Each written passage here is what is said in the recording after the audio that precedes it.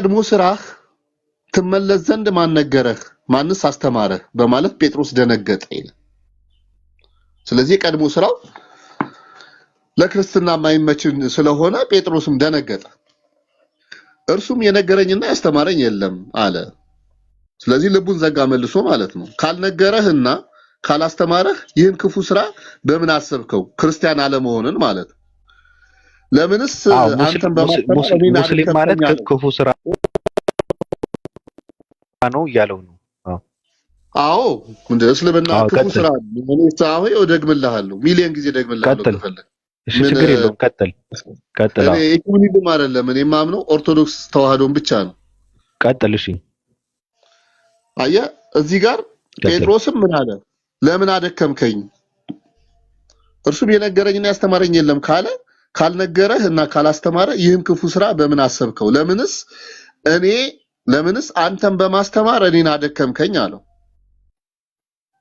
ይሄንን ነው ቅዱስ ዑራኤል ደግሞ የደገመለት ማለት ነው። ከዚህ በኋላ ያ እስላም ወደ ቤቱ ሄደና ተኝቶ ሳለ በእኩለ ሌሊት እንደፊተኛው ራእይ አየ። ራእዩንም ቅዱስ ዑራኤል በሚያስፈራ ግርማ የተሳለ ሰይፉን ይዞ አንተ የነገርኩህን ነገር ለምን አቦዘንከው? አሁንስ ከሁለት ቦታ አቆራርጠሃለሁ አለው። በዚህም ጊዜ ጮሆ እያለቀሰ ተወኝ ጌታዬ፣ ከዛሬ ጀምሮ ክርስቲያን ሁኜ ቤተክርስቲያንህን በዘመኔ ሁሉ ሳገለግል እኖራለሁ በማለት ደንግጦ ተገደው ነው። አልተገደደም። ይሄ ሰው በራሱ ፍቃድ ነው ክርስቲያን የሆነው። ቅዱስ ዑራኤል አስፈራርቶት ይሄ ብቻ መልስ። ይሄ ሰውዬ ተሰብኳል፣ መልአክ ተገልጦለታል። እየነገርኩህ ነው። አልሰማም፣ አልተመቸውም። እሺ ና ተመለስና አሳየኝ። በቃ ጨረስን። ሌላ ጊዜ ደግሞ እንላለሁ። ተው ስበክ። ተው ሁለት ሴቶች ከንፈር ለከንፈር ተሳስመው እንዴት ልጅ እንደሚረገዝ አሳየን። ተው ክፈተው። መጽሐፍ ለከንፈር አይልም፣ ከንፈር ለከንፈር ይላል፣ አፍ ለአፍ ይላል። ታዲያ አፍ ለአፍ ጉንጭ ለጉንጭ መሳሳም ምን ማለት ነው? አፍ ጉንጭ ነው እንዴ? አዎ። እና ምን ላይ አፍ ከንፈር ነው። አፍ ነው። ፊት ላይ አይደለም እንዴ ያለው? የፊት ገጽህ ላይ አይደለም እንዴ ያለው? እና ምን አገናኘው? ምን አገናኘው? አፍ ለአፍ ገጥመው ተሳሳሙ፣ በአፏ ምራቅ ገባ እኮ ነው የሚለው። ና ክፈተው። እንደዛ አይደለም በልሽ ቻው ይላል። ኖ ክፈተው። መጽሐፉ እጅ ላይ አለ። ክፈተው። ተሸማቀሃል። ክፈተው። ክፈተው። እኔ ያልተጻፈ አልተናገርኩም። እኔ ከፈትከው እኮ አሳየህ እኮ። አሁንም ክፈታት። ወንድ ከሆንክ ክፈታት። ወጣ ነው የሚለው በተሳሳሙ ጊዜ በአፏ ምራቅ ገባ ነው የሚለው። ክፈተው። አዎ በቃ ምን ሰው ሲያወራ ምራቅ ይገባል እኮ። ታዲያ ምን ችግር አለ? ስለዚህ ትክክል ነው። ሆዳሞች እንደሆነ የምትሳደበው። ስለዚህ ይሄ ሰው እኮ ይሳደባል፣ ይሄ ሰው እግዚአብሔር ነኝ ይላል ምናምን ይላል። ለምንድን ነው እንደዛ ብለህ የምትለው ብለህ ነው መጠየቅ ያለብህ። ገብቷል? ግሩምኝ ስለኛ ብዙ ሰው ይነግራል። አሁን እዚህ ጋር መጥተህ በጣም ደስ የሚል ሐሳብ ስለሰጠህ አንተ ውሸታም፣ እነሱ እኮ የሰይጣን ቁራጮች ናቸው፣ እርኩስ ናቸው ምናምን ይሉሃል። በቃ እንደዚህ ነው አበሻ እንደምታውቀውና አትመናቸው። መጠየቅ የምትፈልገው ነገር ካለ ስለኛ እኛን መጥተህ ነው መጠየቅ ያለብህ። እንደዚህ የምትሉት ለምንድን ነው? ከምን ተነስታችሁ ነው ማለት ያለብህ። ምክንያቱም እዚህ ጋር ለየት ያለ ሐሳብ የሚሸራሸርበት ቤት ነው። ገብቷል? ጽድት ያለ ነው፣ ነፃ ነው፣ በድፍረት ነው። ጥያቄ ካለ ጠያቂ ካለ መላሽ ካለ በድፍረት ነው የምንጠይቀው ለማለት ነው። ባባ ይሄው ዝም ብለህ ወረድ ተሳስተሻል። እኔ አውቀዋለሁ እኮ ሰውየው ሚውት ሲያደርግ በቃ እነሱ ስላወቁት አውቀዋለሁ። እኔ አውቀዋለሁ ራሴ። እሺ ኦኬ። ምን ነው ጨነቃቸው? እናንተን ታውቃለህ። ሰላም ብያለሁ። ሰላም እንዴት ነህ? እግዚአብሔር ይመስገን። ቀጥል። ምን ልቀጥል? እስቲ መጽሐፉን አሳይኝ። እዚህ መጽሐፍ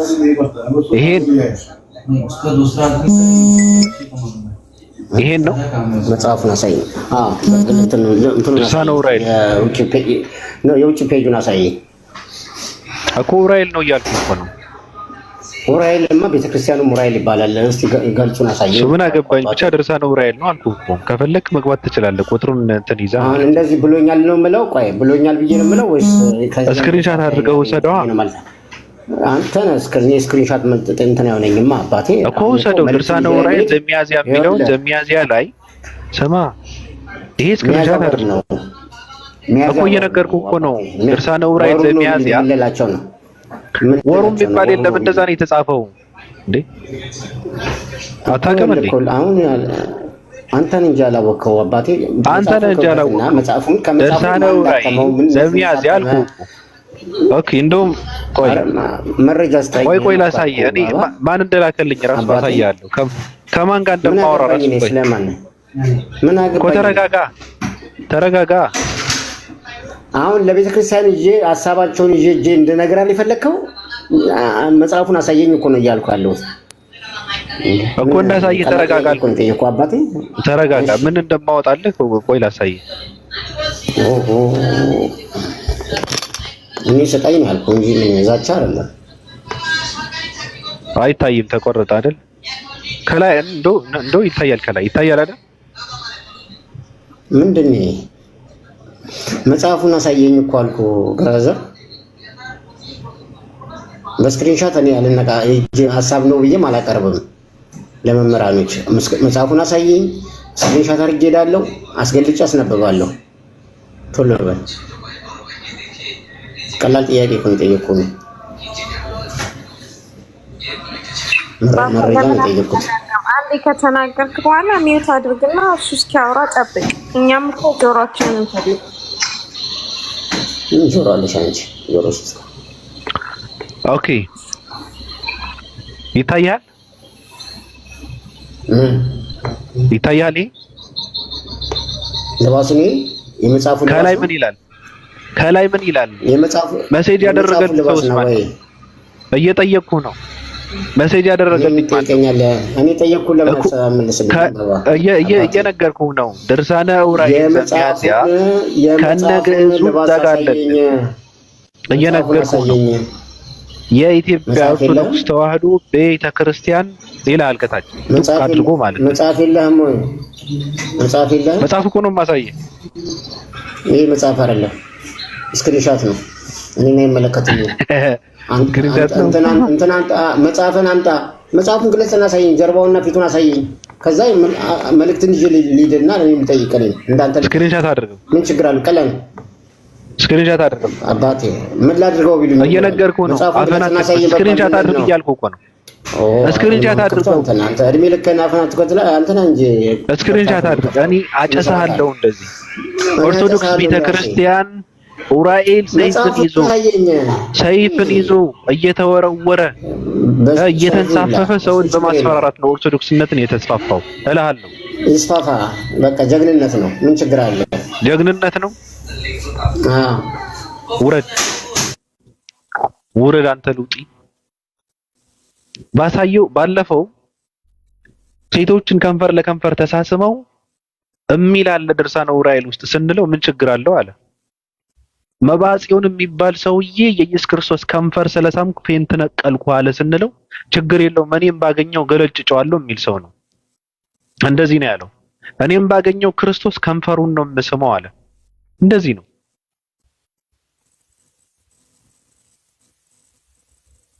አለኝ አስፈላጊ አይደለም ለነዚህ ሰዎች ምንም ስክሪንሻት አድርገህ ታሳየዋለህ። አንዳንዴ ደግሞ አስፈላጊ ከሆነ ሌላ ሰው እንዲማር ማሳየት ካለበት ታሳያለህ። ካልሆነ ግን እንደዚህ እያደረግክ እየለኩስክ እያጨስክ ማቃጠል ነው። ውሸት ነው። ኦርቶዶክስ ቤተክርስቲያን በፍቅር ሃይማኖቷን አታስፋፋም። ይሄ ውሸት ነው። ችግሩ እኮ ምን መሰለህ ቤቭ፣ በጣም የሚያናደው እኮ ሰው ህዝቡ አያነብ። በስሜት ነው የምንነዳው፣ በስሜት ይሄ እንዴት ማን ነው የጻፈው? ከየት ነው የመጣው? ሃይማኖትህ ምንድን ነው?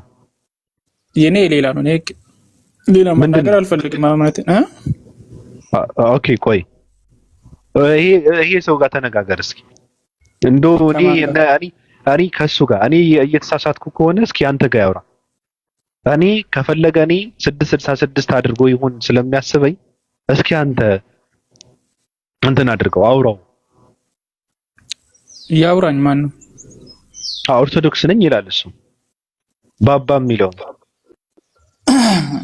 አስገባው ማለት አስገብቼዋለሁ። መጽሐፉን አሳየኝ አልኩህ ብራዘር። ለምንድን ነው ኤቢ ክርስቲያን ነህ? ቆይ አንዴ ባባ ኤቢ ክርስቲያን ነህ? ማንም ሰው እንዳያወራኝ እንዳታወራኝ። ኢየሱስ ለአንተ ምን? አንተ መጽሐፉን አሳየኝ። መጽሐፉን አንተ ጋር እያወራው አይደለም፣ ሚት አድርግ። አንተ ሰው ጋር እያወራው ነው። ኢየሱስ ምንድን ነው ኤቢ? ለኔ የእግዚአብሔር ልጅ ነው ወይ ደግሞ የአብ ልጅ። የአብ ልጅ? አዎ እንጂ እግዚአብሔር አይደለም። አዎ አይደለም። ቴንክ ዩ። እግዚአብሔር ኢየሱስ ፈጥሮታል አልፈጠረውም? ፈጥሮታል። ቴንክ ዩ። የሥራው ምን አደረገው? የሥራው መጀመሪያ አደረገው። ስለዚህ ኢየሱስ ፍጡር ነው። አዎ ፍጡር ደግሞ ፈጣሪ አይደለም። አዎ አንተ ክርስቲያን ነህ? አዎ አመሰግናለሁ። ይሄ እምነት እንደዚህ አይነት አመለካከት እንዳለ አያውቁም ወንድም። እኔ ይጨንቀኛል። አሁን እሱ ጋር ማውራት ትችላለህ። እኔ ሚት ላድርግ፣ እሱ ጋር አውራ።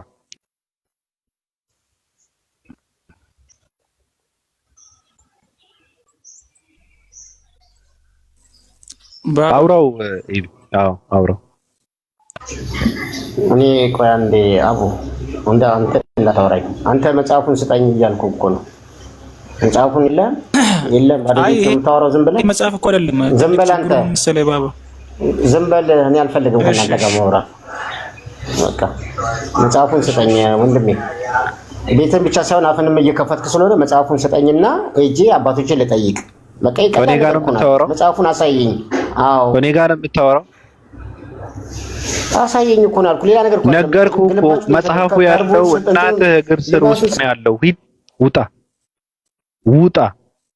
እኔ ጋር ምን አባህ ይሰራል? ሂድና አባቶች ይጠይቃቸው። ይጠይቃቸው። መጽሐፉ ያለው እኮ አባ ማቲያስ ጋር እኮ ነው ያለው መጽሐፉ። ቀሳውስት ጋር እኮ ነው ያለው መጽሐፉ። እኔ ጋር ምን ይሰራል? አየሁ። ቀጥል። እንደውም አንተ ስበክ እስኪ፣ ሃይማኖትን ስበክ። ቀጥል።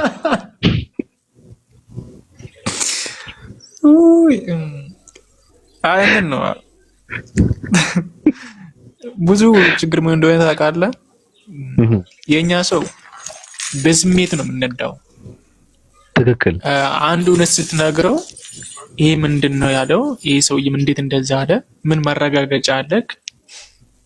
የተናገርክበት ደግሞ መንስኤው ወይ ደግሞ ትክክለኛ መሆኑን አለመሆኑን በምን ላረጋግጥ ብሎ አይፈትሽም።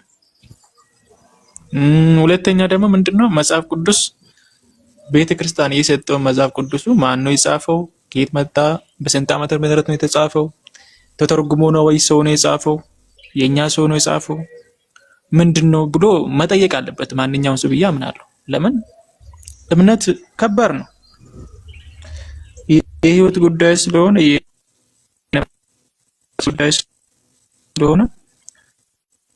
ስለዚህ መጠየቅ ይሄ ፈጣሪ ማን ነው? ስሙ ማን ነው? ምንድነው? አመለካከቱ ምንድነው? ሁሉም በምን ላረጋግጥ? ትክክለኛ መጽሐፍ ቅዱስ ማለት ያልተበረዘ ቅዱስ ማለት ቅዱስ ነው አይደለ? ቅዱስ በመሆኑ በምን ላረጋግጥ? ምንድነው ብሎ ቢጠይቁ የተሻለ ሀሳብ የተሻለ ከነሱ ጋር ራሱ ከማንም ጋር መከራከር ሳይፈልጉ ትክክለኛውን መንገድ ያገኛሉ ብዬ አስባለሁ። ለምን ከፈለግን ነው። ዝም ብለን ግን አንድ ሰው እየነገረንን ብቻ ይዘን በስሜት በቃ ትክክል ነው ይሄ ነው ከማለት ውጪ ራሳችን ከጠየቅን ሰውንም ከጠየቅን ካነበብን እንረዳለን ብዬ አስባለሁ ነው። እና ችግሩ ይሄ ነው። አሁን ለዚህ እኮ ነው አሁን ቅድም ስታነሳ የነበረው ሀሳብ ራሱ ነጮቹ የኛን ድክመት አይተው የኛ እንትኑን አይተው ትምህርት ላይ ያለ አይደለ 7ኛ ክፍል ላይ 8ኛ ላይ ሰው ከዝንጀሮ ነው የመጣው ሆሞ ሳፒያንስ ሆሞ ኢሬክተስ ሆሞ ምናምን ብሎ ከዛ ያስተምሩና ፈጣሪ እንደሌለ አርግቶ እንድናስብ በስሜት ስለምንነዳ ብዙዎቻችን ማለት ነው ጭራሽ ምን አደረጉኛ ማረጋገጫ ደስ እንዲለምሉ ሉሲ የሚባል ነገር አመጡ። በቃ እኛ ሰው ከዝንጀሮ ነው የመጣው ብለን እንድናምን ካለማንበቡ የተነሳ ማለት ነው። ቴንክ ዩ ስለምንነዳ በቃ ደስ እንለኛ በቃ ሀገራችን ኢትዮጵያ የመጀመሪያ የሰው ግን ያው ድንገት አይ ሃይማኖት ስለሆነ መብትህ ነው፣ የፈለከውን መናገር ትችላለህ። እሺ ክርስቶስ ማለት የእግዚአብሔር የመጀመሪያ ፍጡር ነው። ይሄ ቆላስይስ 1 ምዕራፍ 1 ቁጥር 15 ላይ አምላክ መሳይ የመጀመሪያ ፍጡር እንደሆነ የራሱ ይናገራል። እዛ ላይ ደግሞ ድጋሚ ደግሞ ምሳሌ 8:22 ላይ እንደዚህ ይናገራል። መጀመሪያ ስጋ ለብሶ ሳይመጣ በፊት መንፈሳዊ አካል ሆኖ አብ ጋር ነበረ። አብ ከፍጥረታት ሁሉ መጀመሪያ አርግቶ ነው የፈጠረው። ለምን አሁን እልፍ መላእክቶች አሉ፣ እልፍ ብዙ ነገር አለ። ሰይጣንም መቼም የአብ ፍጥረት ነው። ፈጣሪ አንድ ብቻ ነው፣ አምላክ አንድ ብቻ ነው። ሮይቶ አምላክ አንድ ብቻ ነው። ሁሉም ነገር ሰማይን፣ ምድርም፣ ውሃውን፣ ተራራውን፣ ዛፎቹን ሁሉን ነገር ይሄ በቃ አጽናፈ ዓለሙን የፈጠረ አንድ አምላክ አለ። እሱ ደግሞ ኢየሱስ ራሱ እሱን የፈጠረው። ይሄ ሁሉ ነገር ከመፈጠሩ በፊት እሱን ፈጥሮታል። ይሄ አብ መንፈስ ነው። ማንም ሰው እሱን አላየም። መጽሐፍ ቅዱስ ይሄን አረጋግጦ ይናገራል። ማንም ሰው ይሄ አብ ወይ ደግሞ በዕብራይስጥኛ የሆዋ ስሙ የተቀደሰ ነው ግን ይቅርታ የሆዋ የሚባለው ወይም ያህዌ የሚባለው ማንም በአካል ምን እንደሚመስል አላየም። ግን የመጀመሪያ ፍጡር አድርጎ ኢየሱስን ፈጥሮታል። ወደ ምድር ሳይመጣ በፊት ገባ። ከዛስ የሰው ልጅን ከፈጠረ ሁሉም ነገር ሲፈጥር ይሄ ኢየሱስ ክርስቶስ ከሱ ጋር ነበረ። ይሄም ደግሞ ምሳሌ ውስጥ ይናገራል። እኔ የሱ ረዳት ነበርኩ። ረዳት ማለት አጋዥ። አሁን ለምሳሌ አንድ ስራ ሲሰራ እንትና አለ፣ ዋናው ካርታ ፕላኑ የሚያነሳ አለ፣ ግንበኛ አለ፣ ብዙ ነገር አለ። አንድ ቤት ሲሰራ ኢየሱስ ክርስቶስን እንደዚሁ አብን የሱ መልእክተኛ ወይ ደግሞ የሱ ከመላእክቶች የተሻለ ሆኖ የተሻለ ሰራተኛ የተዋጣለት ሆኖ አብን ሲያግዘው ነበረ ማለት ነው። በምንድን ምድር ስትፈጠር፣ ከዋክብት ሲፈጠሩ፣ ሁሉም ነገር ሲፈጠሩ ይሄ መጽሐፍ ቅዱስ ነው የሚናገረው፣ እኔ ሳልሆን ማለት ነው። ሁሉም ነገር ሲፈጠር አብሮት ነበረ። ከዛ ሰው ልጅ ሲፈጠርም አብሮት ነበረ። ጭራሽ ምን ይላል? እኔ በሰው ልጅ በጣም ይደሰት ነበረ ይላል፣ በቃሉ መሰረት ማለት ነው። ሰው ልጅን ይወድ ነበረ፣ በሰው ልጅ ራሱ ይደሰት ነበረ ይላል። ስለዚህ ከሱ ጋር ስለነበረ ከሱ ጋር አንድነት ስለነበረ የሱን ባህሪ እሱን ያየው እሱ ብቻ ነው፣ ኢየሱስ ብቻ ነው። ሌላ ማንም አላየም። ያለኔ አብ ያየ ሰው የለም ራሱ ተናግሯል። ከዛ ሰው ልጅ አዳምና ሔዋን ሲፈጠር ደግሞ ገነት ውስጥ ተፈጠረ። ያው አዳምና ሔዋን ደግሞ ተሳሳተ። መጀመሪያ አብ ሲፈጥር አዳምና ሔዋን ወይ ሰው ልጅ ሲፈጥር ሰው ልጅ ምድር ላይ ለዘላለም እንዲኖር ያ ገነት የተባለ ውስጥ ለዘላለም እንዲኖር በስቶ ተባስቶ ፍጹም ሆኖ ለአምላክ ለአብ ወይ ደግሞ ለአንድ አምላክ ተገዝቶ ፍጹም ነው ተደስቶ ለዘላለም እንዲኖር ነበር አላማው። ግን ምንድነው ከአላማው ወይ ደግሞ ለዘላለም የመኖሩን መፍቱን አጣ። በምን ምክንያት? ስህተት በመስራቱ። ስህተት ስለሰራ ከዛ ጀነት ውስጥ የዘላለም የመኖር እድሉን ጀነት ውስጥ የመኖር እድሉን አጣ። በምን? ባለመታዘዙ። ሔዋን ባለመታዘዙ አትብላ የተባሉን በላ፣ ሰይጣንን ስለሰሙ ከዛ ወጡ። ከዛ ሲወጡ ምንድነው? ከጀነቱ ወጡ። ሁለተኛ ደግሞ ምንድነው? የዘላለም የመኖር እድላቸውን ተቋረጠ። ከዛ ጀምሮ ይሄው እስካሁን ትውልድ ይመጣል፣ ይሞታል፣ ይመጣል፣ ይሞታል። እኛም እንኖራለን፣ እንሞታለን። የኛ ልጆችም ይኖራሉ፣ ይሞታሉ። ዘላለም መኖር የለም። አሁን ይሄ እድል ሲዘጋ ከዛ ምንድነው ያለው? አሁን የዘላለም መኖሩን አጣ፣ ጀነት ውስጥ የመኖሩን አጣ። ይሄው እቺ ዓለም በቃ ከባድ ሆናለች። ውሸት በዛ፣ ሰው ይገዳደላል፣ በእምነት በፖለቲካ በምንም በቃ አስጠልታው ነው ይሄ ዓለም። ግን የይሖዋ ዓላማ ግን እንደዚህ አልነበረም። ከዛ ሰይጣን ለሰው የተሰጠውን መፍት ዓለምን እንዲቆጣጠር ለሰው ነበር የተሰጠው፣ ለአዳም ነበረ። ግዙ ተብሏል። አዳም ግዛ፣ ይህን ዓለም ሁሉ ነገር ግዛ ተብሎ ነበረ። ያ መፍቱንም አጣ። ከዛ ማን ነው እየገዛ ያለው? እንግዲህ ይቅርታ አድርጉልኝ እንድታስጨርሱም ብዬ ነው። በኋላ ሀሳብ አስተያየታችሁን ትሰጣላችሁ። ከዛ መፍቱ ለማን ተሰጠው? ለሰይጣን። ሮኒ መፍቱ ለማን ተሰጠው? ለሰይጣን። ከዛ ይኸው ዓለም ከዛ ጀምሮ በእኛ ምክንያት በአዳሙ ምክንያት ራሱ እየተረገመች ፈጣሪም ሰውን እየላከ መልእክተኞችን እየላከ ሰው እንዲስተካከል ሀሳቡን እንዲያሳምር ቅን እንዲሆን አምላኩን እንዲያቅ ስሙን እንዲያቅ ትክክለኛ መንገድ እሱ ያለ እንዲሄድ የተለያዩ ሰውን የተለያዩ ነቢያት የተለያዩ መልእክተኞችን ላከ። የሰው ልጅ እነሱንም እየገደሉ እነሱንም ሳይሰሙ ምን እያሉ ኖሩ። ከዛ ከሰዎች ውስጥ ትንሽ ቅን ያገኘው አብርሃምን አገኘ። አብርሃም ከዛ በኋላ አብርሃምን ደግሞ ባረከው። ከአብርሃም በኋላ ደግሞ በቃ ምንድነው ያሰበው? ባጭሩ ብዙ ረዘም ሳልል የሰው ልጅ ያኛውን ያበላሸውን ነገር ወደ ቦታው ወደ ጀነቱ ለማምጣት ወደ ዘላለም ህይወቱ ለማምጣት ምንድነው አማራጭ ያለው? ሰው ጥፋተኛ ስለሆነ ይሄን ጥፋቱን ደግሞ ራሱ ይቅር ብሎ ወደ ጀነቱ መጀመሪያው ወደ ዘላለም ህይወቱ ለማምጣት ምንድነው ማድረግ ያለብን ብሎ አሰበ።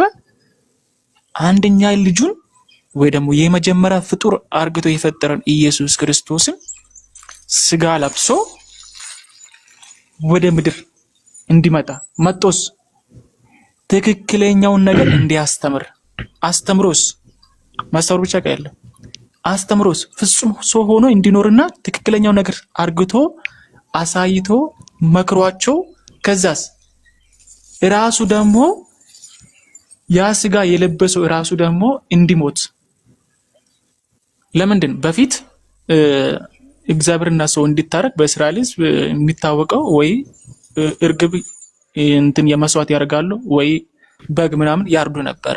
ደም ያስፈልጋል። ለምን ሰው ሲታረቅ እግዚአብሔርና ሰው ልጅ ለማስታረቅ ብዙ ነገር ይደረግ ስለነበረ ማለት ነው። ከዛስ ይሄ ነገር ለሰው ልጅ በቂ ስላልሆነ መላእክት ቢመጣም በቂ ስላልሆነ የመጀመሪያ ፍጡሩን ላከ። ከዛ ስጋ ስለበሰው ቅዱስ ሆኖ ያለ አባት አሁን በሳይንስ አንድ አባትና አንድ እናት ውስጥ ነው የሚወለደው። ኢየሱስ ክርስቶስ ግን ያለ አባት ወይ ደግሞ በማርያም ብቻ በማህፀኗ ራሱ በመንፈስ ቅዱስ መሪነት ፍጹም ሰው አርግቶ እዛው ፈጠረው። ከዛ እንደሰው እንደኛም እየበላ እየጠጣም ግን ምንም ኃጢአት የሌለበት ሰው አዳም ኃጢአተኛ ነበረ። ይሄ ደግሞ ኃጢአት የሌለበት ሰው ሆነ። ከዛ ለብዙ ሰው መስዋዕት እንዲሆን ካስተማረ በኋላ ደግሞ እንዲሞት ተደረገ ማለት ነው። ለምን ያ ሰው ልጁን የተወሰነ ሰው ልጅ እንኳን ወደ ጀነትና ወደ ዘላለማዊ ህይወት ለማምጣት በቃ እንቅጩ ይሄ ነው ዋናው መስፈርቱ ማለት ነው። ከዛ ኢየሱስ ክርስቶስ የሚባለው የመጀመሪያ ፍጡሩ በዛ ሞተ። ከዛ ሰውን ይሄ እንግዲህ ማንኛውም ሰው ኢየሱስ ክርስቶስ አሁን ቤንቶች በጣም የሚያናዱኝ ኢየሱስ ክርስቶስ በቃ አድኖኛል፣ በካም በኋላ ድኛለሁ፣ እንደፈለኩ ሆናለሁ። ይሄ የሚያድን ነገር አይደለም። ምንድነው ትክክለኛ ማንነቱን ባህሪውን ኢየሱስ ያለውን ነገር ተግባር ላይ በማዋል ከዛስ በማመን በምን ታምናለህ? እሱ የእግዚአብሔር ልጅ እንደሆነ ወይ ደግሞ እሱ አምላክ እንዳልሆነ አምላክ የእሱ ራሱ አምላክ እንዳለው ግን ጌታ ነው፣ ስልጣን አለው፣ ንጉስ ነው። ግን ለሱ ራሱ የንጉስ የሰጠው ደግሞ አንድ አካል አለ። እሱ ማን ነው? ይሄዋ ነው። ለሱ እንዲገዛና ቃሉ እንዲሰማ ንጉሱን እንዲያከብር ያኛውን ደግሞ እንዲያመልክ ይሄ ልዩነቱን አውቆ እንድድን ነው እንጂ ዝም ብሎ ማዳንም የለም። በዚህ መንገድ ሰው ልጅና እግዚአብሔር እንዲታረቅ አደረገ በሚለው ነው ማምነው። ይሄ ነው ያው ብዙ ምን ችሎታውም የለኝም ግን የመናገርም ይሄ ነው በቃ አይዶሎጂ ማለት ነው። የምታምንበት የአንተ እምነት ነው።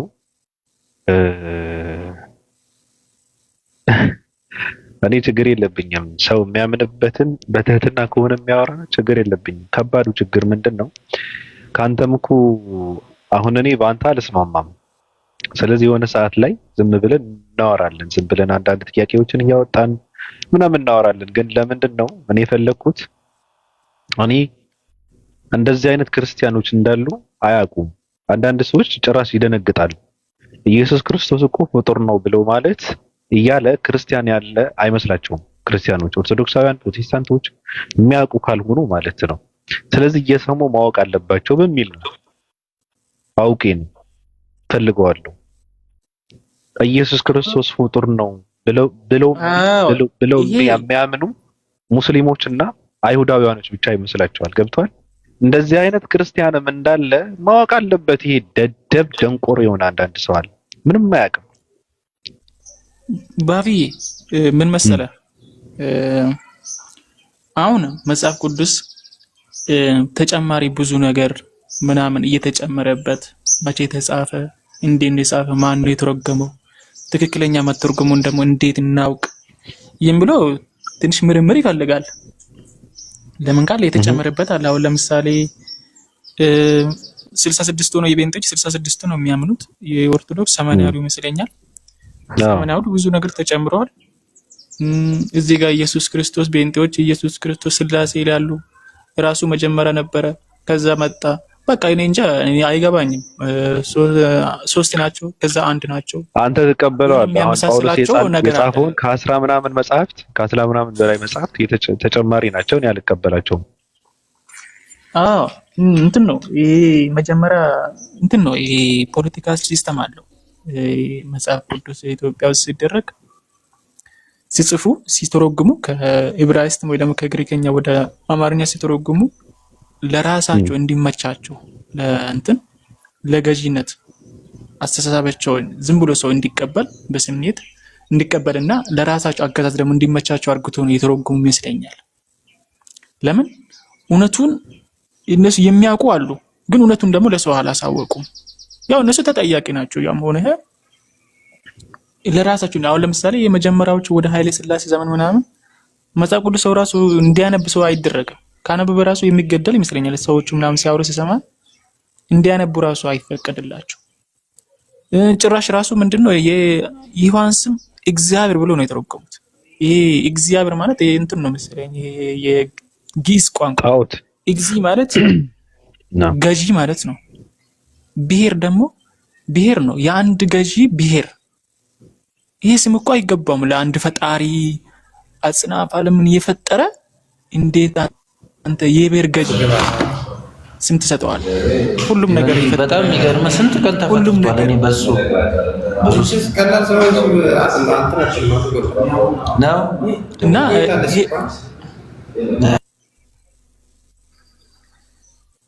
በዛ ላይ የብሔር ገዢ ያደርጉት ገባ። ያ ማለት የብሔር ገዢ እግዚአብሔር ሲሉ በቃ የሆነ አንድ እንትን እኮ ነው የሰጡት፣ አንድ ስልጣን እኮ ነው፣ አንድ የብሔር ስልጣን እኮ ነው የሰጡት። እኔ በጣም ያሳዝነኛል። ብዙ ሰው በቃ እግዚአብሔር ትክክለኛ የአንድ አምላክ የአጽናፈ ዓለሙን የፈጠረ ስም ነው ብሎ ነው የሚያምነው። ከዛስ ይሄ ብቻም አይደለም። ከዛስ ይሄ እግዚአብሔር ራሱ ኢየሱስ ነው። ኢየሱስ ራሱ ደግሞ መንፈስ ቅዱስ ነው ይላሉ። እኔ በእንትን ዝም ብለህ ስታስበው ራሱ እኮ አይመጣም እንኳን። ልክ ነህ። ኢየሱስ ነው። እኔ ብዙ ጊዜ ከቤንቶች ጋር ሳወራ አብ ወልድ መንፈስ ቅዱስ ሶስቱም አንድ አምላክ ነው። እንዴት ሶስት አካል እንዴት አንድ ይሆናል? በምን ሂሳብ ነው? አንድ ሰው ሶስት ሆኖ ከዚህ ደግሞ አንድ ሰውን ለማሳመን ራሱ እኮ አንተ የሆነ ግልጽ አይሆንም። ይሄ ነገር እኮ ግልጽ አይደለም። ሰውን ለማሳመንም ለመናገር ራሱ ግልጽ ያልሆነ ነገር ነው። ይሄ ብቻ አይደለም። ኦርቶዶክስ እንመጣ ደግሞ ማርያም አሁን እዚህ ጋር ቤንቶች ኢየሱስ ክርስቶስ ነው ራሱን ወደ ራሱ ያማልድናል፣ ኃጢአታችንን ያቀረ ራሱ ወደ ራሱ ይላሉ። ኦርቶዶክስ ጨምሮ ደግሞ ማርያምም ታማልዳለች። ብቻ ዝብርቅ ነው። ይሄ ዘሴም በቆሎ ዲፈረንስ አሻሮ ይባላል። በቆሎ እንዴት ነው? በቆሎ ሆኖ ስትቆላው የተለያየ ከለር ይኖራል አይደል? ዘሴም በቆሎ ዲፈረንስ አሻሮ ብቻ ያናዳል በጣም። ማንም ጋር እንዳታወራ አንተ ዝም ብለህ እኔ ጋር ትመጣለህ፣ ሃይማኖትን ትሰብካለህ። እንደውም እኔ እናንተ የተለያየ አመለካከት አለን፣ ችግር የለውም። እኔ እናንተ ማውራት የለብንም። አንተ ሃይማኖትን ነው መስበክ ያለብን። እኔ ጋር ስትመጣ እድል ሰጣለሁ፣ ትሰብካለህ። እኔ እንትን ነው እኔ ባይዘወይ እኔ ማንኛውም ሰው ሃይማኖቴን እንዲቀበል ሃይማኖቴን ማሳወቅም አልፈልግም። ለኔ ይሄም አልተፈቀደም። እዚህ ራሱ አንድ ሰው ሲገባ አንተም ሃይማኖት ምንድነው ብለህ ስለምትጠይቅ ስለሚጨንቀኝ ነው እንጂ የምናገረው ምንድነው በፍቃደኝነት ነው። ለምን ቃል ፈጣሪ የሰጠን ራሱ ፍቃድ ሰጥቶናል አይደለ? አንተ የፈለከው እንድታመልክ ከፈለክ ድንጋይ ማምለክ፣ ከፈለክ መልአክ ማምለክ፣ ከፈለክ የፈለክ ወንዙን ማምለክ መፍትክ ነው። ያ መፍት ማን ነው የሰጠ? ፈጣሪ ነው የሰጠን። አንተ ትክክለኛ መንገድ ከፈለክ ትሄዳለህ፣ ካልፈለክ ደግሞ ትተዋለህ። ይሄ መፍት ነው አይደለም የሰጠው ፈጣሪ ስለሰጠን። ግን ምንድነው የተወሰነ እንኳን የሆነ ለምን ካልክ ጊዜ ያለው ሁሉም ስለሆነ ግን አስተሳሰባችን ቅን እንዲሆን በቃ ይሆናል አይደለ? ቅን አስተሳሰብ ከስሜታዊ በስሜት ከመነዳት ዝም ብሎ ከመነዳት የጸዳ ሆኖ በተንኮል በምናን ከመነዳት የሆነ ቅን አስተሳሰብ ከኖረን እንኳን ጊዜው እንኳን ሲደርስ ወደ እውነተኛ መንገድ ለመግባት እንኳን የሆነ ይቀላል። ገባ? ነገሮችን ለመረዳት ልባችን ክፍት እንድናደርግ የሆነ አእምሯችን በቃ ትክክለኛው ነገር ለይቶ እንዲያውቅ የተሻለ ያሳቆ ቅን በቃ የሆነ ደግ ነገር ሰው መሆን የሆነ መልካም በቃ ቅን አስተሳሰብ እንዲኖራቸው የተወሰነ እንኳን እንዲያነቡ እንዲመረምሩ ለማበረታት ፈልጋለሁ እንጂ ይሄን ሃይማኖቴን መስበክም ማሳወቅም አልፈልግም። እኔ ጋር ምንድነው ችግሩ መሰለህ? ከመጣህ አይቀር አንዳንዴ ያው አንተ በመጽሐፍ ቅዱስ መሰረት ኢየሱስ ክርስቶስ ፍጡር እንደሆነ ታሳያለህ፣ በድፍረትም ትናገራለህ። ሥላሴን አትቀበልም፣ ኢየሱስ ክርስቶስ ከራሱ ወደ ራሱ ያማልዳል የሚሉ የጀዘቡ የደነቆሩ ትውልዶች አሉ። ትክክል አይደለም ትላለህ። ብዙ ነገር ነው ያለህና ኢየሱስና እግዚአብሔር ሁለት እንጂ አንድ አይደሉም ብለህ ነው የምታምነው። ስለዚህ እንደዚህ አይነት ነገር እኔ ትውልዱ እንዲማር ፈልጋለሁ። አንዳንዴ እኛ ጋር ስትመጣ አንተን ታደርጋለህ፣ ምንድነው ሐሳብህን ትሰጣለህ። ስለዚህ አንተ እንደዚህ ብለህ በማውራትህ ብዙ የሚነቃ ትውልድ አለ። ይሄ ትውልድ እንዴት መንቃት እንዳለበት አያውቅም፣ የሚዲያ አጠቃቀም አያውቅም። ስለዚህ የተለየ ሐሳብ ያለውን ሰው በመጣ ቁጥር በቃ እንትን አለበት መልቀም አለብን ከሆነ ትክክል አይደለም፣ ስህተት ነው። እኛ እንስራበት እንዴ! በጣም ከባድ ነገር እኮ ነው። ለማንኛውም አመሰግናለሁ። ስርዓት ያዙ፣ ስርዓት አድርጉ። እነንትና መገናኘት አለባቸው፣ እነንትና ጋር እንደዚህ አድርጉ ምናምን እንደዛ የሚባል ነገር የለም። እኔና አይቢ እንተዋወቃለን፣ ከዚህ በፊትም አውርተን እናውቃለን። ስለዚህ ሐሳቡ በጣም ትውልድ የሚያነቃበትን ደስ የሚል ሐሳብ አለው። ህዝበ ክርስቲያን ገና አላወቀም ማለት እንደሆነ አትከራከር። እኔ መከራከር አልፈልግም። ምንድነው አንድ ጽሑፍ ሲያመጡ ይሄ የእንትን የማርያም እንትን ነው ወይ ደግሞ የሚካኤል እንትን ነው የሆነ መጽሐፍ ሲያመጡ ማን ነው የጻፈው? ያ ሰውዬ ምንድነው? እንዴት ቅዱስ ቃል ሆነ? ለምንስ ሆነ? ማን ነው ያረጋገጠለት? የሱ ሐሳብ ቢሆንስ? አንድ ሰው እኮ የፈለገው እንትን ብዙ ደራሲዎች አሉ። ታዲያ እንደዛ ከሆነ እሱ ደራሲ የጻፈውን ደራሲ አንድ ልቦለድ ወይ ደግሞ አንድ መጽሐፍ ታዲያ እሱም ወደ መጽሐፍ ቅዱስ ይግባ እንዴ? እንደዚህ ብሎ ሰው እንዲጠይቅ እንዲመራመር በቃ መጽሐፍ ቅዱስ ደግሞ በተወሰነ እንኳን እንዲያነብ ከዛ ነገሮችን መመራመር ትክክለኛ መንገድ የትኛው ትክክለኛ የእግዚአብሔር ቃል የትኛው ነው? ቴንክ ዩ ኤቢ። ማንንም ሰው እንዲጠይቅህ አልፈልግም። አንተም እንዳትጠይቅ ሐሳብ ስጥ ካልኩህ አንዳንዴ ሐሳብን ትሰጣለህ። ምክንያቱም ሐሳብህ ገንቢ ነው፣ ሐሳብህ መጽሐፍ ቅዱሳዊ ነው፣ ምክንያታዊ ነው። ስለዚህ አንተ ሐሳብ እንድትሰጥ የሚያስፈልግበት ሰዓት አለ። እየገባህ ሐሳብን ትሰጣለህ እንጂ ሰው እንዲያደነቁርህም አልፈቅድም። እዚህ ጋር ይመጣና በቃ አንተ እኮ ወደኛ መምጣት አለብህ ምናምን ነገር ካለ ሰው አንገቱን እየቆረጥኩ አባርረዋለሁ።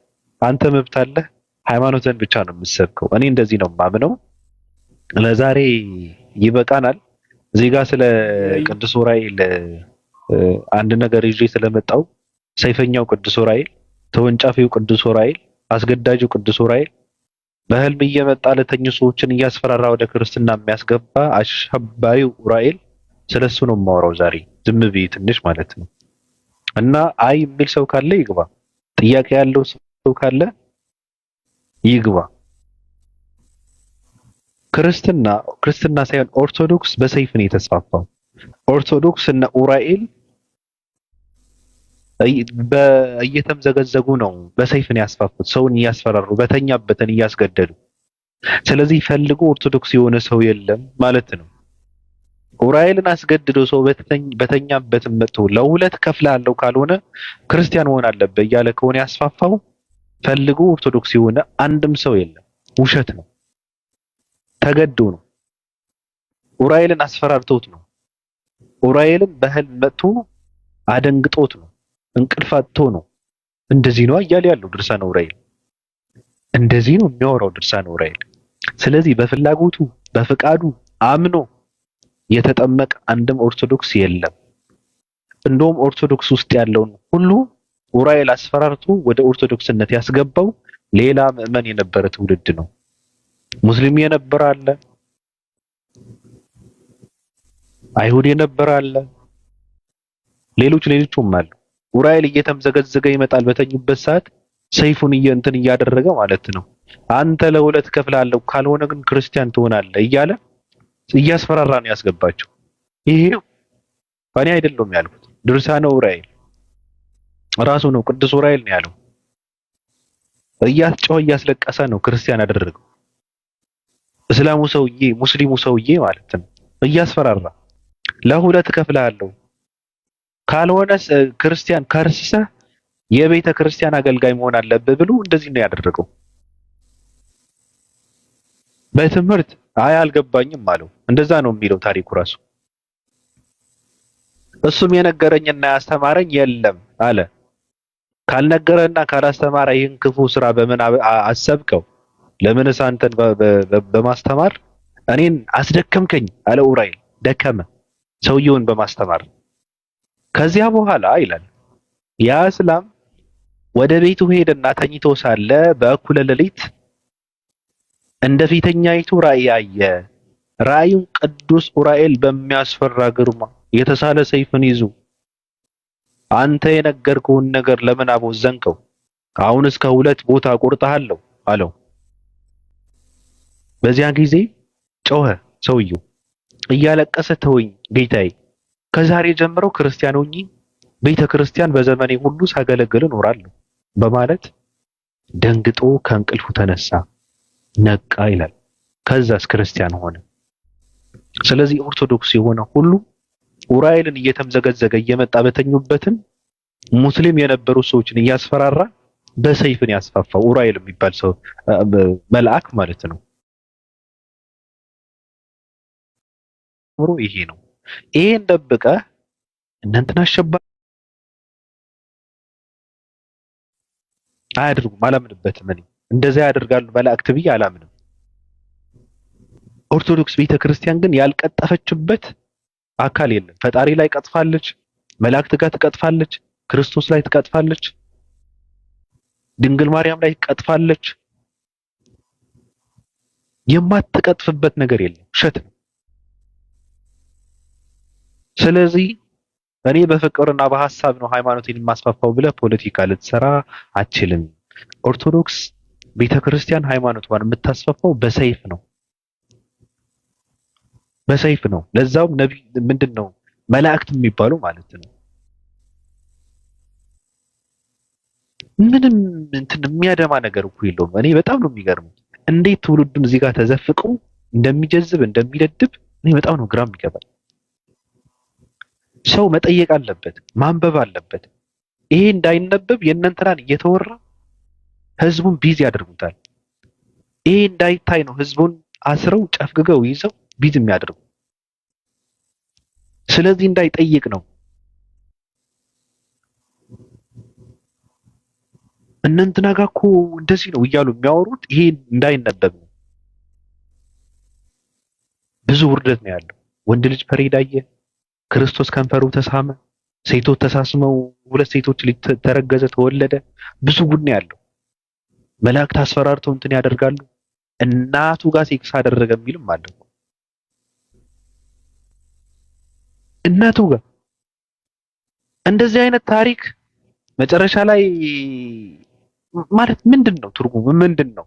አባ እንትና የሚባል ሰውዬ እርኩስ በነበረበት ሰዓት እናቱ ጋር እንደዚህ አድርጉ ከእናቱ የወለደውን ልጅ ገሎ ምናምን እያለ የሚያስነብብ የወረደና የዘቀጠ በጣም ቆሻሻ የሆነ ቤተ እምነት ነው።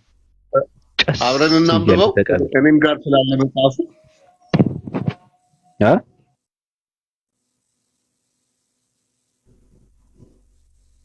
ምን አልክ? መጽሐፉ እኔም ጋር ስላለ አብረን እናንብበው። የትኛው መጽሐፍ? ድርሳነ ኡራኤል አንተ ጋር አለ? የትኛው ነው? አዙረው።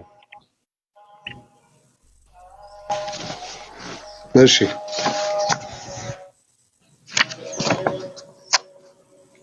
ቴንክ ዩ ማን አንተ የተባረክ ሰው ነህ። አዎ የካቲት ላይ አውጣው።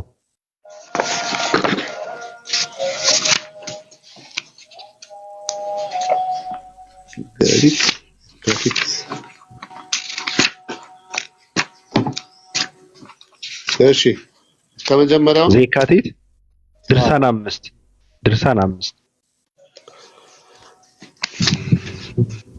አምስተኛ ተአምር ነው ወይስ? አዎ እንደዛ ማለት ነው። አምስተኛ ተአምር ይታያል ከመጀመሪያው ማለት ነው። ከመጀመሪያው ይታያል። አምስተኛ ተአምራው ከዛ በፊት አለ። ከመጀመሪያው አምስተኛ ተአምር ይልና ገባኝ። ያው ከዛ በፊት አለው አራት። ኦኬ ከዛ በፊት አምስተኛ ተአምር የለም።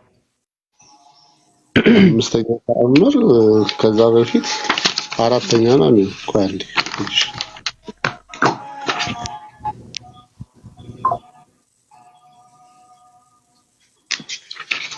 አለ አይደል? አራተኛ ነው የሚለው ከዛ በፊት ያለው። በቃ ከአምስተኛው ከመጀመሪያ ጀምረህ አስነብበን።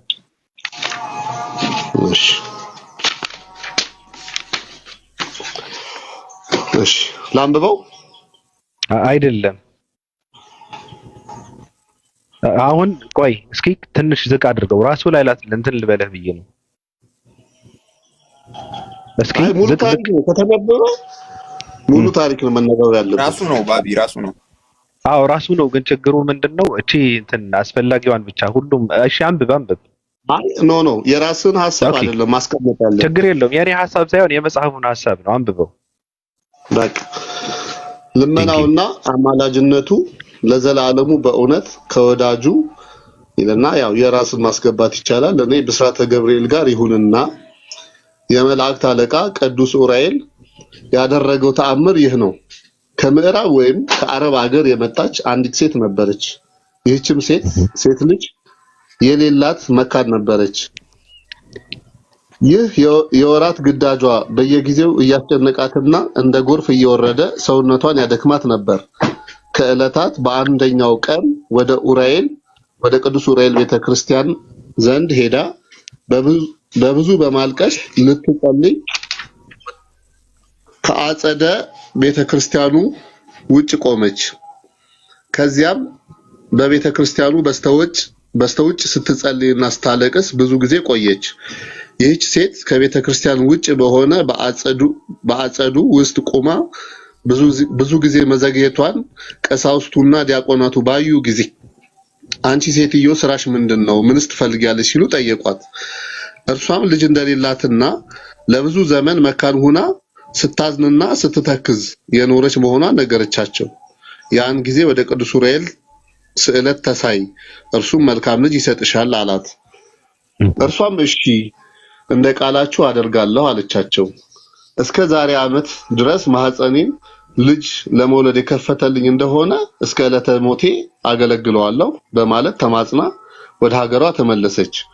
በመንገድ ስትሄድ የምታውቃት አንዲት ሴት አገኘችና ቴንክ ዩ ቀረብ አድርገው ካሜራውን እሱን ቀረብ አድርገው። አዎ አሁን እሺ ቀጥል። በመንገድም ስትሄድ የምታውቃት አንዲት ሴት አገኘችና ሰላም አለቻት። ከጥንት ጀምሮ ስለምታውቃትም ሁለቱም አፍ ለአፍ ገጥሞ ተሳሳሙ። ያን ጊዜ በመንገድ ያገኘቻት ሴትዮ የጸነሰች ስለነበረች በሚሳሳሙበት ጊዜ የጸነሰችው ሴት ምራቅ ባልጸነሰችው ሴት አፍ ገባና ከወንድ ሳትገናኝ በዚሁ ብቻ ጸነሰች።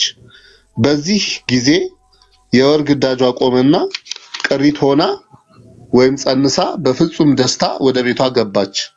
ከሶስት ወር በኋላ ጥያቄ ሴትየዋ ያረገዘችው ከሴት ከእንደሱ አይነት ሴት አፍላፍ ገጥሞ ስለተሳሳሙ ነው አይደል? ቆይ ይሄ አላለቀም። አንደኛ ግን አንተ ከፈለክ ቀጥልበት። አክብበህበት ቅዱስ ኡራኤል እያስገደደ ሰው አይደለም እሱ ሌላ ነው። አሁን ለምን አሁን ሌላ ሰጠኸኝ? ለኔ አይደለም የማስነበበው ይሄ እኮ ነው። እኔ የሰጠሁህ ይሄ ነው፣ የለጠፍኩትን ነው። ወንድሜ ተረጋጋ። እሱን እሰጥሃለሁ። ለምን ይሄን ሰጠኝ? አሁን መጀመሪያ እሱን ታዲያ ልቀይርልህ ብዬ እኮ ነው የሰጠሁህ። እኔ የገባሁት ቅዱስ ኡራኤል እያስገደደ አስነብብሃለሁ። እሱንም አስነብብሃለሁ ያደርጋል ብለህ ነው እኮ አስነብብሃለሁ። ስለሱም አስነብብሃለሁ። እንደውም ልቀይርልህ ብዬ መጀመሪያ ለምን ለጥፌዋለሁ። እዚህ ጋር እኮ እኔ ለጥፌ ይሄ እንድታነብ ነው። ድርሳነ ኡራኤል ዘየካቲት ብዬ የነገርኩህ ይሄን እንድታነበው ነው።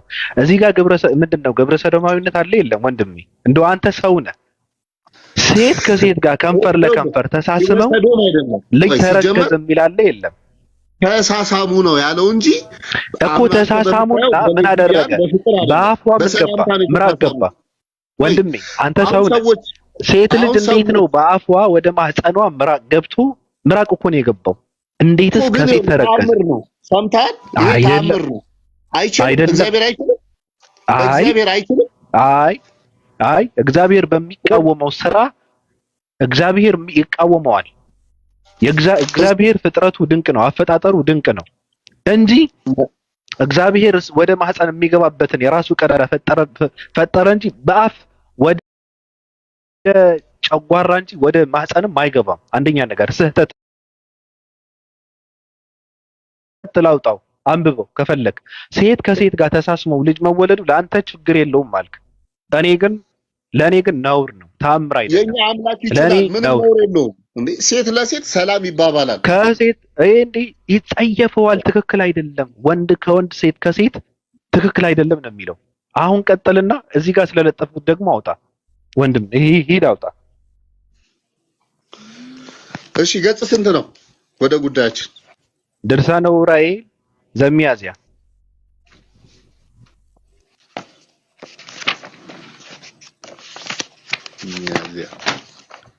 አሁን እኔ ዝም ብዬ ያለምንም ምክንያት እያወራሁ እንደዛ የለም። በቃ ያን ነገር ያለው ተአምር እያነበብክ ሌላ ነገር ማለት አትችልም። ተአምር አይደለም። እንደዚህ የሚባል በሌዝቢያንነት የሚሰራ ተአምር የለም። አንተ የወንደፍት ስም አለ እንዴ?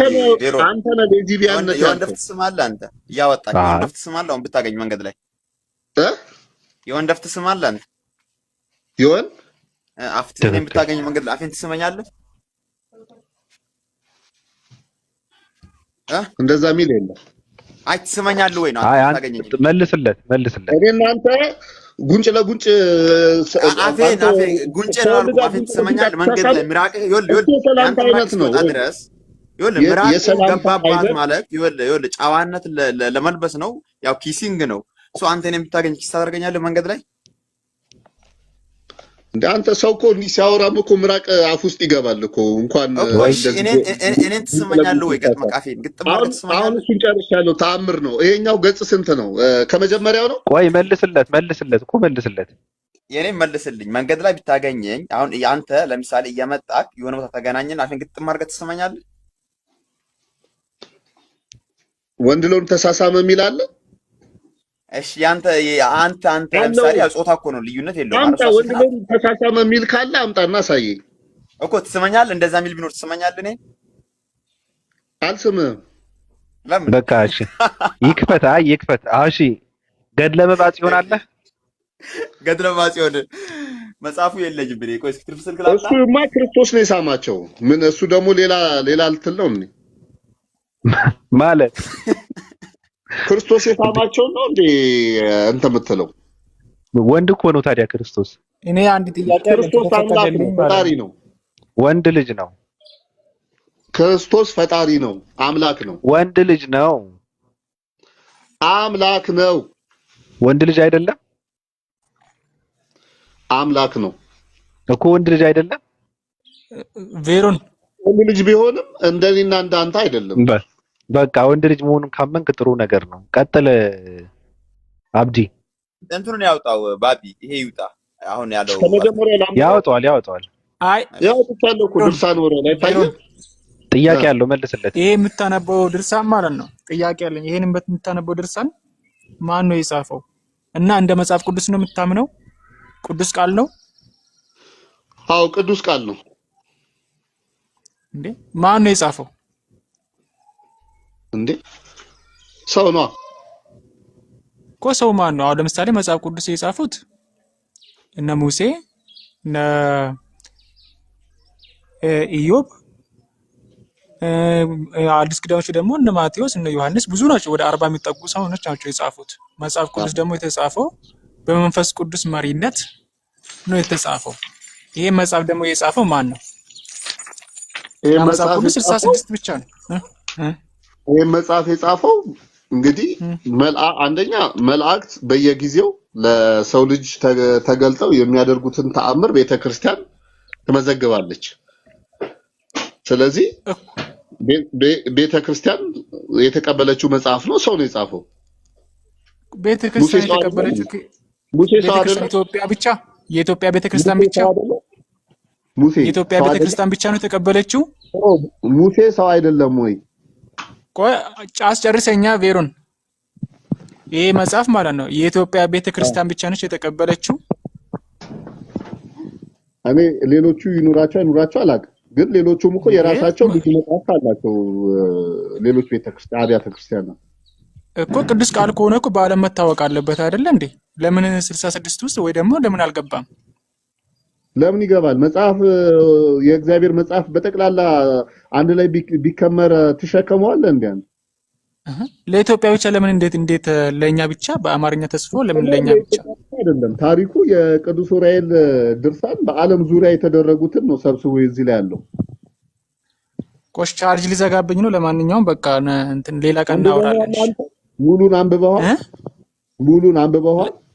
ለምን አነበዋለሁ? መጽሐፍ ቅዱስ ካልሆነ ቅዱስ ቃል ካልሆነ ለምን አነበዋለሁ እኮ? አንተ ከምታምነው አነብልህ ነበር፣ አሳይ ነበር መጽሐፍ ቅዱስ ውስጥ መጽሐፉ ላይ እኮ ማንም ሰው ዮሐንስ ራእይ ያየው ራእይ ላይ የራስን አሽሉ ከማስገባት አትችልም። ግን ራእይ አታይም ማለት ግን አይደለም። ከዛ በኋላ ብዙ ሰዎች ራእይ አይተዋል። በዮሐንስ ራእይ ላይ ግን የራስን ሐሳብ መጨመር አትችልም። ያንን ለማለት መጽሐፍ ቅዱስ እኮ ነው ያለ ቃሉ ላይ እኮ ነው። ይሄ ብቻ እኮ አይደለም። እዛ ራእይ ብቻ ለተጻፈው ሰዎች ራእይ አያዩ ማለት አይደለም። ተገባ?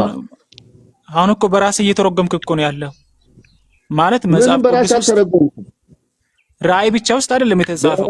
ብሉይ ኪዳን ውስጥም ተጽፏል። በቃ ላንታውን እግዚአብሔር ዛሬ አይሰራም ማለት ነው። ራእይ አሁን ብትታመም እግዚአብሔር አያድንህም ማለት ነው። ታዲያ እኔን ያዳነኝ እንደ መጽሐፍ ቅዱስ ተጽፎ የኔ ቃል የሚናገረው እንደፈለኩ የተናገርኩትን እንደ ቅዱስ ቃል ተነግሮ ይጻፋል ማለት ነው፣ ሌሎቹ እንዲድኑበት። ታዲያ ያንተ ህይወት እኮ ምስክር መሆን እኮ አለበት ሌሎችን እንዲያድን። ዛሬ አንተ እግዚአብሔር ምስክር መሆኑን በምን ማረጋገጥ ትችላላችሁ? አሁን ለምሳሌ እኔ ሚካኤል ወይ ደግሞ ማርያም እንደዚህ አርግታኛለች ብዬ ብናገር ያንተ ምስክርነት ቆይ አስጨርሰኝሽ። እንደዛ ብዬ ብናገርና የኔ ቃል በቃ ትክክለኛ ነው እውነት ነው ብሎ ተጽፎ ከዛ በኋላ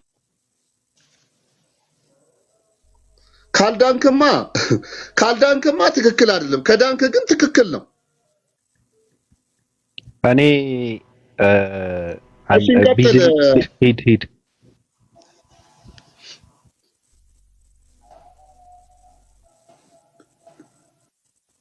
ሂድ ተአምር ገባ አለቀ። የምን ተአምር እኮ? ስለ ተአምር እኮ ነው የማወራው። ተአምር ማለት ነው ያንተ ተአምር ላይ ነው ያለው እኔ ምንድነው ሳንብ የነበረው? ምንድነው የለጠፍኩት እኔ? ቋይ ታምር ነው ወይ? ያኛው ታሪክ ነው፣ ይሄ ደግሞ ታምር። ሂድ ግድ የለህም ሂድ። አሁን አሳልፈው። አዎ ሂድ።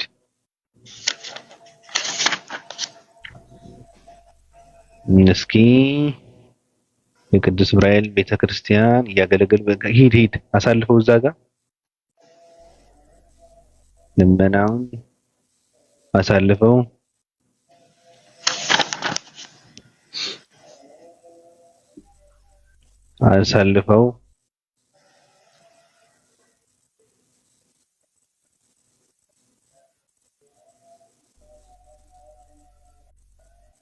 እዚህ ጋር አንብበው። እሺ እንትን አስገባው፣ ወደ ካሜራውን አስገባው፣ አንብበው። እርሱም የነገረኝና ያስተማረኝ የለም አለ። ካልነገረህና ካላስተማረህ ይህን ክፉ ስራ በምን አሰብኸው? ለምንስ አንተን በማስተማር እኔን አደከምከኝ አለው። ከዚህ በኋላ ያ እስላም ወደ ቤቱ ሄደና ተኝቶ ሳለ በእኩለ ሌሊት እንደ ፊተኛው ራእይ አየ። ራእዩም ቅዱስ ዑራኤል በሚያስፈራ ግርማ የተሳለ ሰይፉን ይዞ አንተ የነገርኩህን ነገር ለምን አቦዘንከው? አሁንስ ከሁለት ቦታ እቆራርጥሃለሁ አለው። በዚህም ጊዜ ጮሆ እያለቀሰ ተወኝ ጌታዬ፣ ከዛሬ ጀምሮ ክርስቲያን ሁኜ ቤተክርስቲያንህን በዘመኔ ሁሉ ሳገለግል እኖራለሁ በማለት ደንግጦ ከእንቅልፉ ነቃ። በማግስቱም እስላሙ ወደ ኤጲስቆጶሳቱ አለቃ ወደ ጴጥሮስ ሄደና አባቴ ሆይ ካሁን በፊት እኔን በማስተማር ስላደከምኩህ ይበቃል። ስለምንድን ነው ሳወራ የነበረው? ቅዱስ ዑራኤል ያስገደደ እኮ ይሄ ለጥፌ ነው። ስለዚህ ነው ሳወራ የነበረው። ይሄ ያስፋፋ ነበር። ይሄ ነው እኮ እኔ ምንድን ነው ይሄ እዚህ ጋር ይታያል አይደል? አሁን ስክሪንሻት አድርጌ ሳመጣው እኔ ሰዎች ምንድነው የሚያደርጉት መሰለ? የለም ዋሽቶ ነው፣ መጽሐፉን አሳየን። ይሄ ነው መጽሐፉ። አንተም እንደዛ ነው ስትል የነበረው። እዚህ ጋር ምንድነው ያደረገው ቅዱስ ዑራኤል? አንተ አንብበው እዛ ጋር እኔ አብረን እናንብበው ነው ያልኩህ። አንተ አልከኝ መጽሐፉን ተሸክመ መጥተህ። አንተም እኮ ፖለቲካ ለመስራት ነው የሌለ ዝም ብሎ ሰው የሌለ የሚያወራ አስመስላችሁ ስለ ፖለቲካ ስለምሰሩ እኮ ነው። ገብቷል? ትክክል ነው አይደል? አለ አይደል? አለ አይደል እኮ አለው። በቃ ይኸውልህ ምንም አልቆነጸልኩም። እኔ አልቆነጸልኩም። ያለውን እናንብባት። አንድ ገጽ ናት። አልቆነጸልኩም። ከፈለክ ማንበብ ትችላለህ። አልቆነጸልኩም። እናንብበው። በቃ ድርሳን ዑራኤል ዘሚያዝያ ተአምር 3 ልመናውና አማላጅነቱ ለዘላለሙ ከብስራተ ገብርኤል ጋር ይሁንና የመላእክት አለቃ ቅዱስ ዑራኤል ያደረገው ተአምር ይህ ነው። እግዚአብሔርን የሚፈራ በአረብ ሀገር የሚኖር አንድ እስላም የሆነ ሰው ነበር። እንደነሱ ለመሆን ስለሚፈልግ ክርስቲያኖችን እጅግ አድርጎ ይወድ ነበር። ከብዙ ቀን በኋላ በቅዱስ ዑራኤል ቤተክርስቲያን ውስጥ ሲጸልይ በህልሙ ራእይ ያየ። አንድ ቀይ ሰው ሰይፉን በእጁ ይዞ መጥቶ አንተ ሰው ክርስቲያን ሳትሆን እዚህ ቦታ ምን አመጣህ? የእግዚአብሔር ምሕረት ባይከለክለኝስ ባጠፋሁህ ነበር። አሁንም ሄደህ ተጠመቅና ክርስቲያን ሁን፣ የኢየሱስ ክርስቶስም አገልጋይ ትሆናለህ። ይህንንም ሲነግረው እየተንቀጠቀጠ ከእንቅልፉ ነቃ። በማግስቱ ያ ተንባላታዊ ኤጲስቆጶሳት አለቃ ወደ ሐዋርያው ጴጥሮስ ሄደና በራእይ ያየውን ነገረው። ያን ጊዜ ጴጥሮስ ደስ አለውና የክርስትናን ሃይማኖት ለብዙ ቀን አስተማረው። ከ3 ወር በኋላም ጴጥሮስ ተጠመቅና ክርስቲያን ሁን ቢለው ክርስቲያን ብሆን ምን አገኛለሁ? ምንስ ይጠቅመኛል? ሲል እስላሙ መለሰለት። ወደ ቀድሞ ስራህ ትመለስ ዘንድ ማን ነገረህ? ማንስ አስተማረህ? በማለት ጴጥሮስ ደነገጠ። እርሱም የነገረኝና ያስተማረኝ የለም አለ። ካልነገረህና ካላስተማረህ ይህን ክፉ ስራ በምን አሰብኸው? ለምንስ አንተን በማስተማር እኔን አደከምከኝ አለው። ከዚህ በኋላ ያ እስላም ወደ ቤቱ ሄደና ተኝቶ ሳለ በእኩለ ሌሊት እንደ ፊተኛው ራእይ አየ። ራእዩም ቅዱስ ዑራኤል በሚያስፈራ ግርማ የተሳለ ሰይፉን ይዞ አንተ የነገርኩህን ነገር ለምን አቦዘንከው? አሁንስ ከሁለት ቦታ ቆራርጥሃለሁ አለው። በዚህ ጊዜ ጮሆ እያለቀሰ ተወኝ ጌታዬ እስከዛሬ ጀምሮ ክርስቲያን ሁኜ ቤተክርስቲያንህን በዘመኔ ሁሉ ሳገለግል እኖራለሁ በማለት ደንግጦ ከእንቅልፉ ነቃ። በማግስቱ እስላሙ ወደ ኤጲስቆጶሳቱ አለቃ ወደ ጴጥሮስ ሄደና አባቴ ሆይ ካሁን በፊት እኔን በማስተማር ስላደከምኩህ በደሌን ይቅር በለኝ አለው። ክቡር አባት ሆይ ቀዩ ሰው ከዚህ ቀደም በራእይ እንደታየ ዛሬ ደግሞ በሚያስፈራ ግርማ ታይቶኛልና ከእንግዲህ ወዲህስ ያዘዝከኝን ሁሉ አደርጋለሁ ሲል እስላሙ ተናገረ። ጴጥሮስም እኔ በደልህን ማሰብ ከቶ አይገባኝም፣ ብቻ የምነግርህን ስማኝ።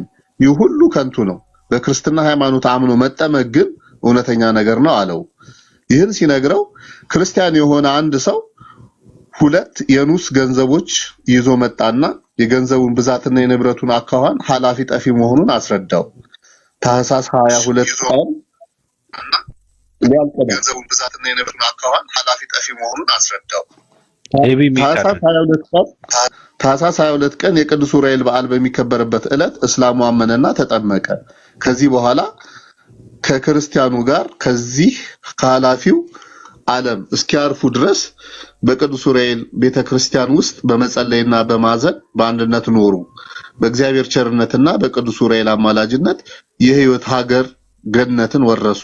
የመላእክት አለቃ የቅዱስ ዑራኤል ይቅርታና በረከት ለዘላለሙ ከወዳጁ ከክርስቲያኖች ሁሉ ጋር ይሁን አሜን።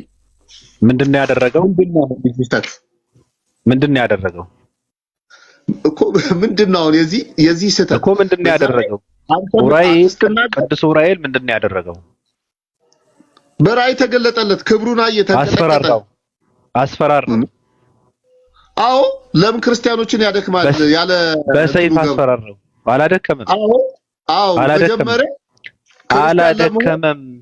ተምሮ የተማረውን ስላልተቀበለ በተኛበት ሰዓት ቅዱስ ዑራኤል መጣና የተሳለ ሰይፉን ተሸክሞ እየተምዘገዘገ መጥቶ ለሁለት ከፍለ እንትን አድርጋለሁ አለው፣ ቆርጣለሁ አለው። ለምን ሲለው በቃ አገልግል፣ ለምን ታደክማቸዋለህ? ማመን አለብህ፣ ክርስቲያን መሆን አለብህ አለው።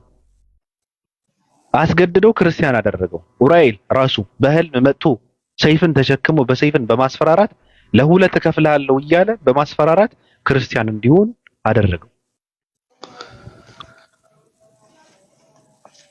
ይሄ ነው ጥያቄ። ሰውየው እኮ ፈርቶ አይደለም ክርስቲያን ይሁን፣ ፈርቶ ነው። ለምን አልፈራም? ተገልጦለት እየተንቀጠቀጠ አየየይ ተው፣ እየተንቀጠቀጠ አንደኛ ራእይ እየተንቀጠቀጠ ይኸውልህ፣ አንደኛ ያየው ራእይ ነው አትበለኝ። ራእይ ነው ያየው። ምን ማለት ነው? ከእንቅልፉ ነቃ አይልም እንዴ እኮ። ምን ማለት ነው እኮ? በቃ በመላእክት ሲገለጥልህ፣ ማንም ሰው በመላእክት ሲገለጥለት ወድቆ ይሰግዳል ከክብሩ የተነሳ። ማን ነው የሚሰግደው? ፍራቻን የፈራው ሰይፉን የተሳለ ሰይፉን ይዞ መጣበት። ለሁለት ቆርጣለሁ አገልግላለሁ ክርስቲያን ሁን አለው። እንግዲህ ጌታ ሆይ እኔ ክርስቲያን ሁኛለሁ ካሁን በኋላ ምናምን ብሎ ቃል ገብቶ ውልቅ አለ። ነገሯን እንትን ሸርተት አደረጋት። ተቀበለ። አስፈራርቶ ነው ክርስቲያን ያደረገው አይደለም ትላለህ አንተ። መጀመሪያ ክርስቲያን የመሆን ፍላጎት እንዳለው እኮ ይኸውልህ ሲናገር እኮ ነበር አለ። እሱ ውሸት ነው። በፍላጎቱ አልሆነም። አረብ ሀገር የሚኖር በፍላጎቱ አልሆነም። ይኸውልህ በፍላጎቱ አልሆነም። እግዚአብሔር እንደሚፈራ ማለት እኮ ፈጣሪን የሚፈራ ማለት እኮ። ይኸው ምን ማለት እንደነሱ ለመሆን ስለሚፈልግ ይላል። ፍላጎት አለ። ምን ይኸውልህ እግዚአብሔርን የሚፈራ በአረብ ሀገር የሚኖር አንድ እስላም የሆነ ሰው ነበር። እንደ እነሱ ለመሆን ስለሚፈልግ ይኸውልህ ክርስቲያኖች እጅግ አድርጎ ይወድ ነበር። እንደነማን ነው? ይኸው እንደ እነሱ ማለት እንደ ክርስቲያኖች ማለት እንደ እነሱ ለመሆን ስለሚፈልግ። ምን ነበሩ እነሱ እኮ? ምን ነበሩ? ምን አይነት ሰዎች ነበሩ? ህይወታቸውን እያየኗ በኑሯቸው ምን አይነት ሰዎች ነበሩ? እንደነሱ ሲል ምን አይነት ሰዎች ነበሩ ነው? ክርስቲያኖች ምን አይነት ሰዎች ናቸው? አላውቅም። እሱማ ሁሉም ሰው የተለያየ ባህሪ አለው። ክርስቲያኖች አስገድደው ክርስቲያን የሚያደርጉ አይደሉም። እስላሞች ናቸው በጎራዴና በእንትን ዓለምን አሳልፈው ግድ የለም አሳልፈው። እዚህ ጋር እንስማማ። በጎራዴ መጀመሪያ አይደለም አንግባባም። እዚህ ጋር በጎራዴ የሚለውን የተሳለ ሰይፍን እየተምዘገዘገ መጥቶ ለሁለት ከፍልሃለሁ ያለው ኡራኤል እኔ ይቀጥላል ደግሞ ያለ አውድ አላነብም። ይኸውልህ መጀመሪያ ይሄ ሰውዬ በክርስቲያኖች ህይወት አይደለም ይመሰጥ ነበረ። አይልም ቤተክርስቲያን ሲሄዱ ማና አንገቱን ይዞት የወሰደው ሰው አለ? አይልም ክርስቲያን አልሆነም ክርስቲያን አልሆነም። ቅዱስ ኡራኤል መጥቶ በሰይፍ በተሳለ ሰይፍ ካስፈራራው በኋላ ነው የከረሰሰው። ይሄ ሰው ክርስቲያን ይሆን የተጠመቀው። ይሄ ሰውዬ ጭራሽ ማለት ነው። ይኸውልህ ቅዱስ ኡራኤል ሳይመጣበት በፊት ከብዙ ቀን በኋላ አለ በቅዱስ ኡራኤል ቤተክርስቲያን ውስጥ ይጸልይ ነበር። ይኸው ሲጸልይ ነው እኮ የተገለጠለት። አስገድዶት አልመጣም። ምን ክርስቲያን ነበረ እኮ ክርስቲያን ነበረ። ቅዱስ ኡራኤል ክርስቲያን ነበረ ክርስቲያን ነበረ አልነበረም። ትርጉም የለውም። መጸለይ ትርጉም የለውም። ቤተክርስቲያን ምን ያደርጋል? ማን አስገድዶ አመጣው? ትርጉም የለውም። ነገርኩህ እኮ ትርጉም የለውም። ክርስቲያን ካልነበረ መጸለይ ትርጉም የለውም። ምናልባት በእምነቱም እየጸለየ ሊሆን ይችላል ይሄ ሰው እኮ እሱማ ጸሎቱንም እኮ አያውቅም እኮ። ግን መጥቶ በቅዱስ ኡራኤል እኮ በእምነቱ እየጸለየ ቤተክርስቲያን ገባ ስላለ እኮ አይደለም ክርስቲያን አልሆነም ይሄ ሰው። ክርስቲያን የሆነው ቅዱስ ኡራኤል መጥቶ በሰይፍ ካስፈራራ በኋላ ነው። መጀመሪያ እኛ ቤተክርስቲያን እየመጣ ምን እንትን አለው? ፍላጎት አይደለም እንዴ? ይሄው እኮ ከመጽሐፉ እኮ ይናገራል እኮ። አይናገርም። እግዚአብሔርን የሚፈራ በአረብ ሀገር የሚኖር አንድ እስላም እኮ አይናገርም። የሆነ ሰው ነበር። ማንን የሚፈራው ግን? የክርስቲያኖችን አምላክ የሚፈራ ነው። የክርስቲያኖች የሚባል አምላክ የለም። ክርስቲያኖች እኮ አምላክ የሚፈራ ሲባል እኮ እግዚአብሔር ብለው ነው የሚያስቀምጡት እንጂ አላህ የሚፈራ ብለው እኮ አይደለም የሚያስቀምጡት። አንተ ማለት እንዴ በእኛ አምላኩ ፈጣሪውን የሚፈራ ብለው ተብሎ ሲጻፍ እግዚአብሔርን የሚፈራ ተብሎ ነው የሚጻፈው። በእኛ አምላክ በእኛ የእምነት ስርዓት እንደገና ማንንም ሳያስገድደው እኛ ቤተክርስቲያን መጥቶ ነው የጸለየው። እንዴ የጸለየው ምንድን ነው የጸለየው? ምን ጸለየ? እንዴት ጸለየ? እኮ ስርዓተ ጸሎቱ እንዴት ነበር እኮ? እንደ ሙስሊም ነው የጸለየው እንደ ክርስቲያን? እሱ እንደምንም ይጸል እንደሚያውቀው ጸለየ። እሺ አሁን እንትን አድርገው አሳልፈው ወንድሜ አሳልፈው እንደሚያውቀው ሲጸልይ ይኸውልህ እንደራሱ ነው የጸለየው። እንደራሱ ስለጸለየ ምን ተደረገ? እንደራሱ ስለጸለየ እኮ በህልሙ ራእይ አየ። አዎ እኮ እንደራሱ ስለጸለየ የተሳሳተ ቦታ ገብቶ ስማ፣ እስላም አይቶ አያውቅም። ይኸውልህ በእስላም ራእይ የለም። ራእይ አይቶ አያውቅም እስላም። ለምን እንዴ? የለም በራእይ የላቸውም መጽሐፋቸው። እዚህ ጋር እኮ ነው ራእይ አየ የሚለው። ለምን የለም? ራእይ በፍጥረት የለውም መጽሐፋቸው። ኧረ ና ገንጥል ራእይ በፍጥረት የለውም። አሳልፈው ወደ ሰይፉ ወሰደና አሳልፍ። እሺ አንብብ። አንድ ቀይ ሰው ሰይፉን በእጁ ይዞ መጥቶ አንተ ሰው ክርስቲያን ሳትሆን እዚህ ቦታ ምን አመጣህ? ይኸው እኔ ጠየቅኩን ነው የጠየቀው። አንድ ቀይ ሰው? አዎ እሺ። ቀይ ሰው መልአኩ ነው። በራእይ መልአክ ነው የሚገለጠው። እሺ በሰው አምሳል ተገልጦ አላለም። እዚህ ቦታ ምን አመጣህ አለው። አላለም። የራስህን አትበል። ቀይ ሰው እንዳዋቂ ይኸውልህ ትርጉም ከኪስ አውጥተህ ኪስ ወለድ እንትን አታድርግ። አስመረህ አትለፍልፍ። አዙረው አውድ የሌለው ነገር አይሰራም። እሺ ገንጥል። ና ወዴት ነው የምትሄደው? ገንጥለው።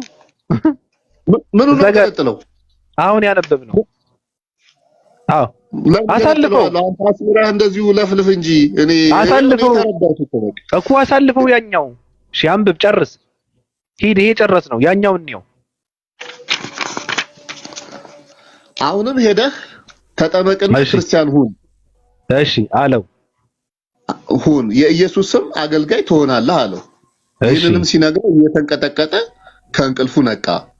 እሺ በማግስቱ ያ እዛ ጋር ተንባላታዊ ኤጲስቆጶስ ወደ ኤጲስቆጶሳት አለቃ ወደ ሐዋርያው ጴጥሮስ ሄደና በራእይ ያየውን ነገረው። ማን ነው እሱ? ተንባላታዊ ማን ነው? እንትኑ ነው ይሄ ራእይ ያየው ማለት ነው። አረቡ አይደለም። እሱማ አረቡ ነው። ይሄ ተንባላታዊ የተባለው ባለ ሰይፉ ነው። ቀይ ሰው ነው። ሂድ አንብብ። አንብብ ተንባላታ የተባለው አንብብ ግድ ከኢትዮጵያ ገንዘብ ይሰብስቡ ያስገባላት። ከአውድ አትውጣ። ያን ጊዜ ጴጥሮስ ደስ አለውና የክርስትናን ሃይማኖት ለብዙ ቀን አስተማረው።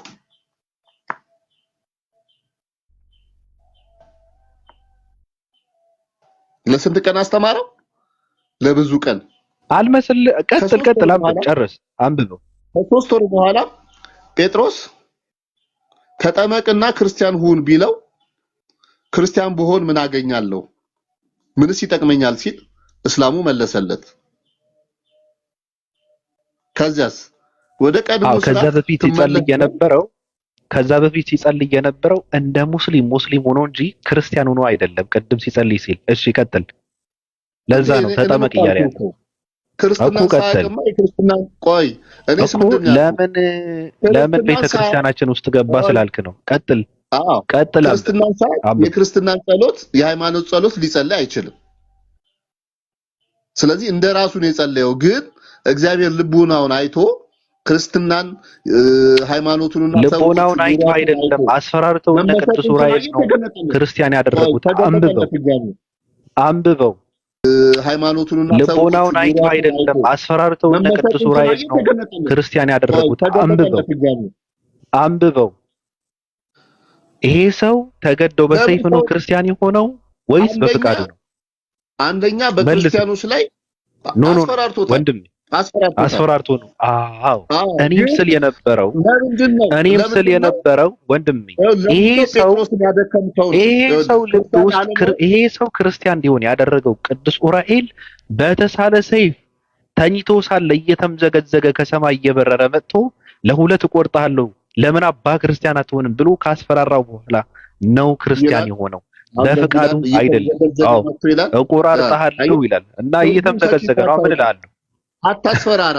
በዛ ሁኔታ አይደለም። አላስፈራራ። እሺ ና ተመለስና አሳየኝ። በቃ ጨረስን። ሌላ ጊዜ ደግሞ እላለሁ። ተው ሁለት ሴቶች ከንፈር ለከንፈር ተሳስመው እንዴት ልጅ እንደሚረገዝ አሳየን። ተው ክፈተው። መጽሐፍ ከንፈር ለከንፈር አይልም። ከንፈር ለከንፈር ይላል። አፍ ለአፍ ይላል። ታዲያ አፍ ለአፍ ነው። ጉንጭ ለጉንጭ መሳሳም ምን ማለት ነው? አፍ ጉንጭ ነው እንዴ? አዎ። እና ምን ላይ አፍ ከንፈር ነው። አፍ ነው። ፊት ላይ አይደለም እንዴ ያለው? ፊት የፊት ገጽህ ላይ አይደለም እንዴ ያለው? እና ምን አገናኘው? ምን አገናኘው? አፍ ለአፍ ገጥመው ተሳሳሙ፣ በአፏ ምራቅ ገባ እኮ ነው የሚለው። ና ክፈተው። እንደዛ አይደለም በልሽ ቻው ይላል። ኖ ክፈተው። መጽሐፉ እጅ ላይ አለ። ክፈተው። ተሸማቀሃል። ክፈተው። ክፈተው። እኔ ያልተጻፈ አልተናገርኩም። እኔ ከፈትከው እኮ አሳየህ እኮ። አሁንም ክፈታት። ወንድ ከሆንክ ክፈታት። ሁለተኛ ነው የሚለው በተሳሳሙ ጊዜ በአፏ ምራቅ ገባ ነው የሚለው። ክፈተው። አዎ በቃ ምን ሰው ሲያወራ ምራቅ ይገባል እኮ። ታዲያ ምን ችግር አለ? ስለዚህ ትክክል ነው። ልጁ ግን አባቱ ማን ነው? በሞቴ እሱን መልስልኝ። ልጁ አባቱማ ያው እግዚአብሔር ነው የሚሆነው፣ ፈጣሪው እግዚአብሔር ነው አባቱ። ሁለተኛ ባለምራቋ ሴትስ አሁን ግን ምራቅ ስጋ ሆነ ብል ወንድሜ ምራቅ ስጋ ሆነ ብንል ችግር አለው እዚህ ጋር? አይ አይሆንም። እሱ ሆነ እኮ በተአምር የተፈጠረ ነው አባቴ እኮ። ምራቅ ስጋ ሆነ እዚህ ጋር ተአምር እየለየህ እኮ። ምራቅ ስጋ ሆነ ብንል ችግር አለው ወይ? ተአምር እየለየህ እኮ ምራቅ ስጋ ሆነ ወይ በተአምር? እሺ አመሰግናለሁ። ቴንኪው አመሰግናለሁ። እንደው አንተ ክበር፣ ባለህበት ክበር። ምራቅ ስጋ ሆነ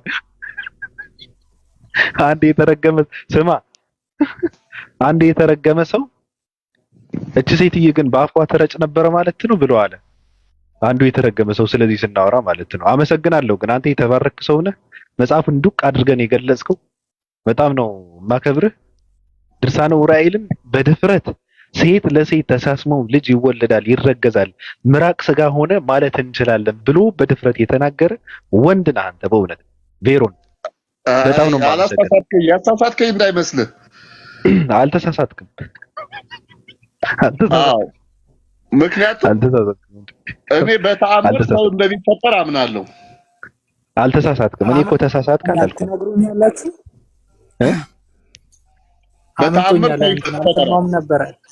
ካሜራውን መዝጋት ፈልገህ ነው ወይስ ማዞር ፈልገህ ነው? ልንገሩ። ማዞር ፈልጌ ነው።